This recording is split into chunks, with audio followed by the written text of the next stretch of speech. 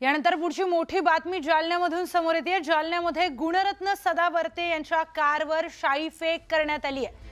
तर मनसेच्या कार्यकर्त्यांनी ऑइल आणि सुपाऱ्या देखील फेकलेल्या आहेत। शहरातल्या विशाल कॉर्नर परिसरामध्ये ही घटना घडली आहे। काही दिवसांपूर्वी सदावर्तेंनी राज ठाकरेंवर टीका केली होती। त्याचा निषेध म्हणून मनसेच्या कार्यकर्त्यांनी आक्रमक होत सदावर्तेंची कार अडवली आणि त्यांच्या कारवर ऑइल आणि सुपारी फेकली आहे।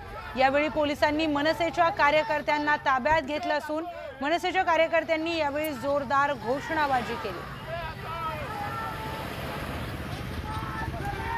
जालना जिल्ह्यातून ही घटना समोर आलेली आहे। सदावर्ते यांच्या कारवर शाई फेक करण्यात आली, त्याचबरोबर सुपाऱ्या देखील त्यांच्या कारवर फेकण्यात आल्या, ऑइल फेकण्यात आलं।